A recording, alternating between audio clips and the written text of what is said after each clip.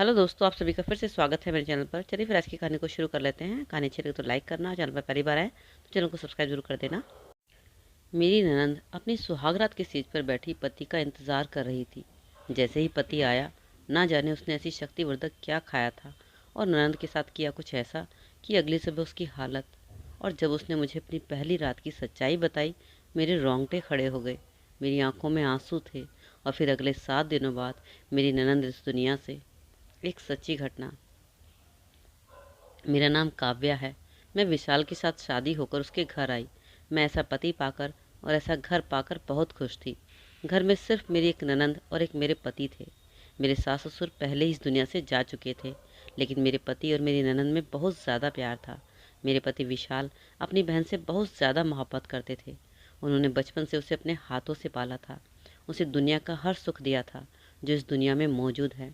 और मेरी ननंद भी अपने भाई से बहुत प्यार किया करती थी। विशाल ने उसे नाजों से पाला था, क्योंकि वह बिन माँ बाप की बच्ची थी। बचपन में ही उन दोनों के सर से माँ बाप का साया उठ चुका था।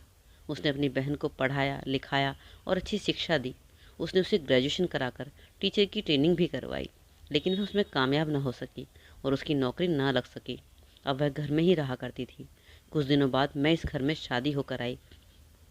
मैं दोनों बहन भाइयों का प्यार देखकर हैरान थी कि आज के ज़माने में भी क्या एक भाई अपनी बहन को इतना प्यार कर सकता है।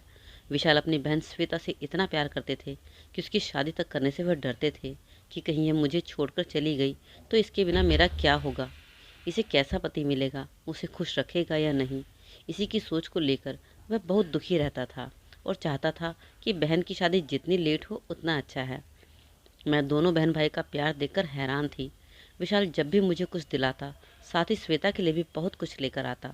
मेरी ननद अपने भाई के साथ साथ मुझे भी बहुत प्यार किया करती थी और मैं भी अपनी ननद से बहुत प्यार किया करती थी। हम दोनों बिल्कुल बहनों की तरह रहा करते थे। वह मुझे अपनी हर बात शेयर करती थी, चाहे वह खुशी की हो या दुख की हो। कभी मुझसे कुछ नहीं छुपाती थी। हम दोनों अपनी ज़िंदगी में बहुत खुश थे। हमारा परिवार खुशियों से भरा था। लेकिन कहते हैं ना कि खुशियों को बहुत जल्दी नज़र लग जाती है, तो शायद हमारे साथ भी यही होने वाला था, जैसा हमने कभी सपने में भी नहीं सोचा था।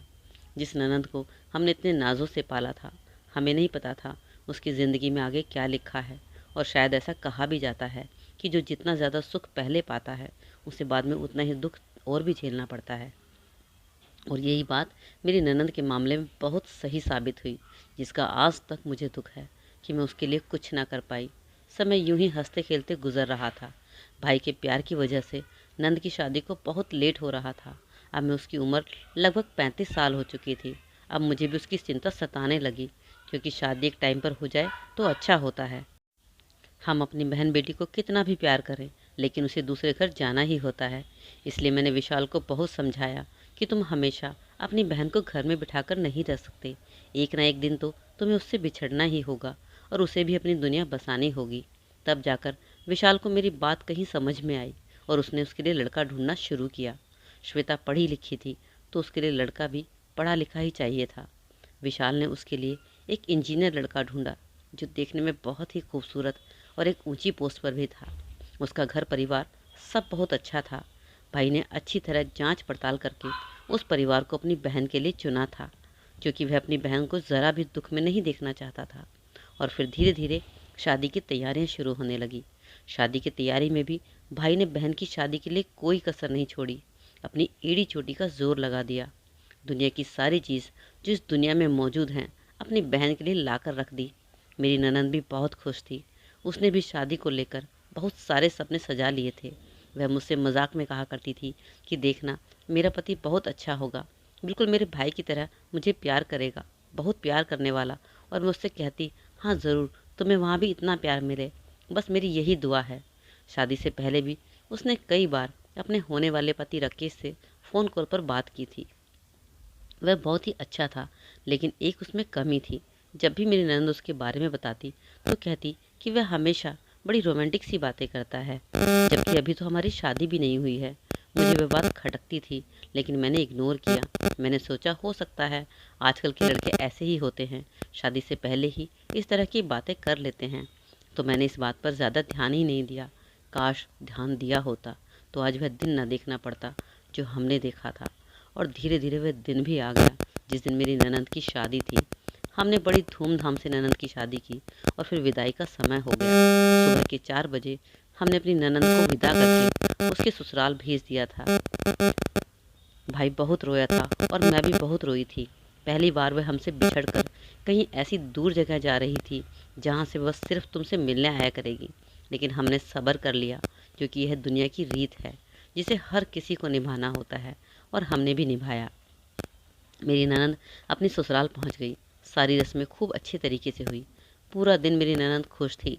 उसका कॉल भी आया कि यहाँ पर सब लोग बहुत अच्छे हैं। बहुत अच्छे से मेरा स्वागत किया और मुझे बड़े प्यार से रखा गया। मैंने उससे मजाक में कहा कि अभी तो सुख मिलना बाकी है, रात का इंतज़ार करो। लेकिन मुझे नहीं पता था वह काली रात उसके लिए ज़िंदगी का सबसे बड़ा सबक बन जाएगी। और फिर उसकी शादी की पहली रात आई। उसे सजाकर कमरे में बिठा दिया गया और सधी सधी सुहागरात की सेज पर बैठकर पति का वह इंतज़ार कर रही थी।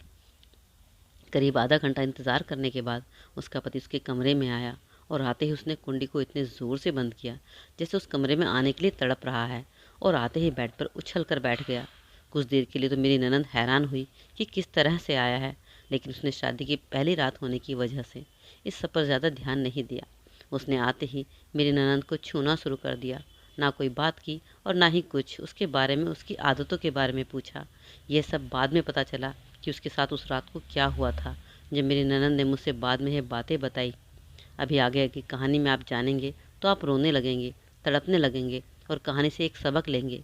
क्योंकि मैं जो बातें जब भी याद करती हूँ तो मेरा दिल अंदर से तड़प उठता है। काश हम लड़के की थोड़ी सी छानबीन कर ली होती, उसके नेचर के बारे में पता कर लिया होता। लेकिन जो बात मेरी ननद ने मुझे बताई थी वह आज भी मेरे दिमाग में घूमती है कि कोई इंसान इस हद तक गिर सकता है। ये सब आपको आगे की कहानी में जुड़े रहने के लिए पता चलेगा कि मेरी ननद के साथ उस रात क्या हुआ। खैर, अगली सुबह मैंने अपनी ननद को फ़ोन किया तो उसने कुछ अच्छे से मेरी बातों का जवाब नहीं दिया। मैं उससे मजाक ही मजाक में पूछती रही कि तुम्हारे साथ क्या हुआ, रात तुम्हारी कैसी बीती। लेकिन उसने कुछ ज़्यादा बात ना करते हुए कहा कि मेरी तबीयत कुछ ठीक नहीं है। मुझे बड़ा अजीब सा लगा, ना जाने उसके मन में क्या था। लेकिन मैंने सोचा शायद थकावट की वजह से उसकी तबीयत खराब हो गई है। घर में इतनी रस्में होती हैं और फिर शादी की पहली रात, तो शायद थकावट हो गई होगी। मैंने भी उसकी बातों को इग्नोर किया। काश मैं इग्नोर ना करती और उससे कुछ और गहराई से पूछ लेती कि तेरे साथ क्या हुआ है। उसके ससुराल वालों ने उसे शायद डॉक्टर को भी दिखाया, कुछ दवाई दिलवा दी, लेकिन उसकी तबीयत में कोई सुधार नहीं हुआ। इस तरह 3 दिन बीत गए और चौथे दिन हमें वहाँ से फ़ोन कॉल आया और उसकी सास ने कहा कि अपनी ननद को अपने घर से ले जाओ, ना जाने इसकी तबीयत इतनी ज़्यादा बिगड़ी हुई है, इसकी उठने की बिल्कुल हिम्मत नहीं है, बुखार से तप रही है, पूरा शरीर दर्द हो रहा है। हमने इसका यहाँ पर इलाज कराया लेकिन इससे कोई फ़ायदा नहीं हो रहा। तुम जाकर इसे कहीं दिखा लो, शायद वहाँ से आराम पड़ जाए। और जैसे ही मैंने ये सब सुना, मेरे अंदर तो उथल पुथल मच गई। मेरा मन कह रहा था कि मैं अभी जाकर अभी नंद को लेकर आऊँ। मैंने तुरंत फ़ोन काटकर अपने पति विशाल को फ़ोन किया और बताया कि श्वेता की हालत ठीक नहीं है, आप उसे जाकर ले आएँ। भाई तो जैसे तड़प उठा। वह तो तुरंत फ़ोन काटकर उसके घर के लिए ऑफिस से ही रवाना हो गया और उसे हमारे घर ले आया। और जैसे ही उसे घर में लेकर घुसा, मेरी तो जान ही निकल गई। उसका पूरा शरीर बिल्कुल बेजान, कमज़ोर और थका हुआ महसूस हो रहा था। वह पूरी तरह खड़ी भी नहीं हो पा रही थी। मैंने तुरंत उसे ले जाकर बिस्तर पर लिटा दिया। मैंने उससे पूछने की बहुत कोशिश की, लेकिन उसने कहा कि बस मेरी तबीयत ठीक नहीं है। उसने मुझे दिल खोलकर तब भी कुछ नहीं बताया, लेकिन भाई से उसकी तकलीफ़ देखी ना गई और उसने तुरंत मुझसे कहा कि इसे गाड़ी में बिठाकर डॉक्टर के पास लेकर चलते हैं। और उसके बाद हम एक लेडी डॉक्टर के पास गए और जब उस लेडी डॉक्टर ने इसका चेकअप किया और जो आकर मुझे बताया, मेरे तो रोंगटे ही खड़े हो गए। मेरे पैरों तले ज़मीन निकल गई। क्या कोई इंसान इस तरह जानवरों की तरह अपनी पत्नी को। डॉक्टर ने उसे कुछ दवाइयाँ दी और घर मेरे साथ भेज दिया। मैं उसे घर ले आई। भाई बहुत पूछता रहा कि डॉक्टर ने क्या कहा, लेकिन मेरी गलती यह हुई कि मैंने भाई को ना बताया कि उसको क्या प्रॉब्लम है। मैंने सोचा थोड़ी बहुत लेडीज़ प्रॉब्लम है, ठीक हो जाएगी। मुझे नहीं पता था कि ये प्रॉब्लम छोटी नहीं थी, ये मेरी ननद की ज़िंदगी का। उसके बाद मैंने अपनी ननद को आकर एक गिलास दूध पिलाया, उसे दवाई दी, लेकिन पूरी रात आराम करने के बाद भी उसे चैन ना मिला। उसकी तबीयत और ज़्यादा बिगड़ गई। छठा दिन भी आ गया, उसकी तबीयत और गंभीर हो गई। लेकिन एक हैरानी की बात यह थी कि उसके पति का एक बार भी फ़ोन नहीं आया कि उसकी हालत कैसी थी। जैसे वह अपना काम करके फ्री हो चुका था। जब इसके अलावा उसकी सास का फ़ोन बीच में ज़रूर एक बार आया था, श्वेता की तबीयत पूछने के लिए। अब मुझसे नहीं रहा गया। मैं अपनी ननद से पूछ डाला कि ऐसा तुम्हारे साथ क्या हुआ जो तुम्हारी हालत ऐसे बिगड़ गई। वह बड़ी शर्माई और ना बोलने की हालत में थी। उसने बोला भी नहीं जा रहा था, ना ही खड़ा हुआ जा रहा था। और फिर उसने मेरे ज़्यादा ज़ोर देने पर उसने अपनी कहानी मेरे सामने बयान की। वह फूट फूट कर रोई जा रही थी, जैसे उसके साथ न जाने कितना बड़ा जुर्म हुआ हो। और फिर जो कहानी उसने मुझे सुनाई, शायद ही कोई इंसान होगा जिसकी आंखों में आंसू ना आएंगे, जिसने अपनी ननद, अपनी बहन को, अपनी बेटी को नाजों से पाला हो और उसके साथ ऐसी हरकत हो, तो कोई इंसान होगा जो बर्दाश्त कर पाएगा। उसने मुझे बताना शुरू किया कि शादी की पहली रात जब वह सीट पर बैठी थी तो उसका पति अंदर आया और आते ही उसने दरवाजे की कुंडी ऐसे बंद की जैसे वह कमरे में आने के लिए तड़प रहा हो। वह आते ही तुरंत बेड पर बैठ गया। उसने मुझे मेरा हाल तक ना पूछा और आते ही मेरे कपड़े उतारने लगा।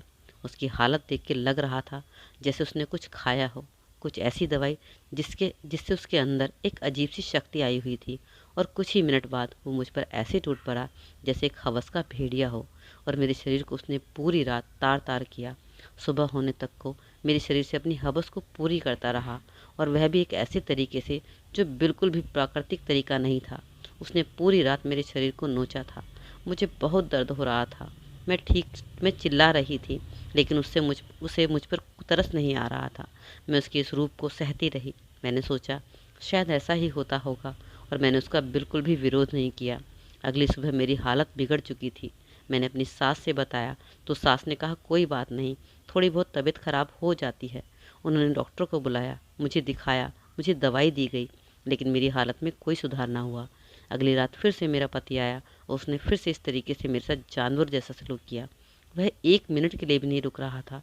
पूरी रात उसने मुझे एक जानवर की तरह नोचा था। अगली सुबह फिर से मेरी तबीयत ज़्यादा बिगड़ी।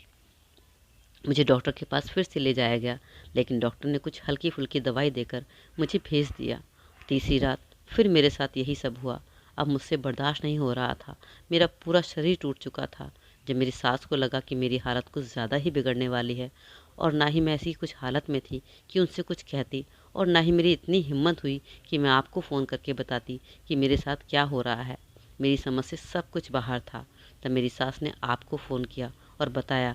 अपनी ननद की ये सारी बातें सुनकर मेरे रोंगटे खड़े हो गए। अब मुझसे एक पल भी ना रुका गया। मैं तुरंत उठी और मैंने कहा मैं अभी तुम्हारे भैया को सब बताती हूँ। लेकिन न जाने क्यों मेरी ननद ने मेरा हाथ पकड़ लिया और कहा भाभी, भैया को बताने से क्या फ़ायदा है, वह परेशान होंगे, दुखी होंगे, और मुझे शर्म भी आ रही है। आप मुझे किसी डॉक्टर को दिखा दीजिए। मैंने उसकी बात मान ली। शायद ना मानी होती। मैं अगली सुबह उसे डॉक्टर के पास ले गई। उसकी हालत हर घंटे बाद बिगड़ती जा रही थी और ज़्यादा हालत ख़राब हो चुकी थी। फिर मैं उसे डॉक्टर के पास ले गई, जहाँ पर उसने उसका चेकअप किया, और उसने फिर से मुझे बताया कि इसके साथ तो लग रहा है जैसे किसी एक इंसान ने नहीं, कई इंसानों ने मिलकर इसका बलात्कार किया हो। इसकी हालत बहुत नाजुक है। मैं पूरी कोशिश करूँगी इसका ट्रीटमेंट कर सकूँ, और डॉक्टर ने पूरी कोशिश भी की। अब मुझसे नहीं जा रहा था। मुझे डर लग रहा था, और मैंने अपने पति विशाल को फ़ोन करके सारी बात बता दी। वह तो जैसे सुनकर होश खो बैठा। कुछ पल के लिए तो शायद फ़ोन पर ही बेहोश हो गया। मैं फ़ोन पर चिल्लाती रही। कुछ देर बाद मेरे पति विशाल की आवाज़ आई और कहा कि मैं तुरंत पहुंच रहा हूं। वह हॉस्पिटल आया।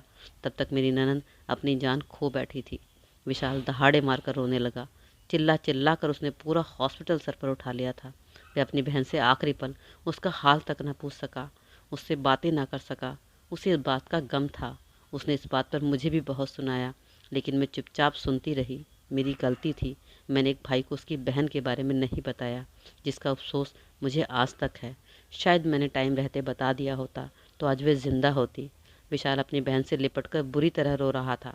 मेरी भी आंखों में आंसू थे, थमने का नाम नहीं ले रहे थे। काश टाइम रहते उसने मुझे सब कुछ बता दिया होता तो आज हमारे बीच जिंदा होती। विशाल को जब थोड़ा होश आया तो उसने पुलिस से कंप्लेंट कराई। हमारे घर मीडिया आ गई। जब मीडिया से मैंने सारा सच बताया तो मीडिया भी सुनकर हैरान थी कि आज तक उन्होंने ऐसा केस नहीं सुना। एक पति ने अपनी पत्नी के साथ इतनी दरिंदगी की हो। और जब पुलिस उस लड़के को पकड़ने के लिए उसके घर पहुंची तो उसके घर वालों ने साफ इनकार कर दिया कि हमारे बेटे ने ऐसा कुछ नहीं किया है। उनकी लड़की पहले से ही बीमार थी और वह शायद शादी की पहली रात यह सब खेल झेल नहीं पाई और यह हम पर इल्ज़ाम लगा रहे हैं। लड़के ने भी साफ इनकार कर दिया कि मैंने ऐसा कुछ नहीं किया। लेकिन जब बहुत ज़्यादा छानबीन की गई तो पता चला कि लड़के को उसके दोस्तों ने कुछ शक्तिवर्धक गोलियां खाने के लिए कहा था और उसने उसकी बात मान ली थी और वही गोलियां खाकर उसने मेरी ननंद के साथ दरिंदगी की थी और इस हद तक की कि उसकी जान ही निकल गई, जबकि वह पढ़ा लिखा इंजीनियर लड़का था। लेकिन दोस्तों की बातों में आकर उसने इस तरह की हरकत की। उसने यह भी नहीं सोचा कि यह हरकत उसकी पत्नी की जान भी ले सकती है। पुलिस ने उसे गिरफ्तार कर जेल में डाल दिया। उसे इंसाफ तो मिल गया, लेकिन एक भाई को उसकी बहन वापस ना मिल पाई। आज विशाल उसके गम में दिन रात डूबा रहता है। हर समय उसकी याद उसे सताती है। मैं भी अभी तक उसे नहीं भुला पाई हूँ। दोस्तों, आज की कहानी आपको कैसी लगी और इस कहानी के बारे में आपकी क्या राय है, एक कमेंट ज़रूर कमेंट सेक्शन में छोड़िएगा। और अभी तक चैनल को आपने सब्सक्राइब नहीं किया है तो प्लीज़ सब्सक्राइब कर लीजिए और वीडियो को लाइक तो आपने कर ही दिया होगा। और मुझे सपोर्ट इसी तरह बनाए रखें ताकि आपको ऐसी कहानी में लाती रहूं। तो चलिए फिर मिलते हैं अगली कहानी में। तब तक के लिए अपना ख्याल रखें। Take care, bye bye.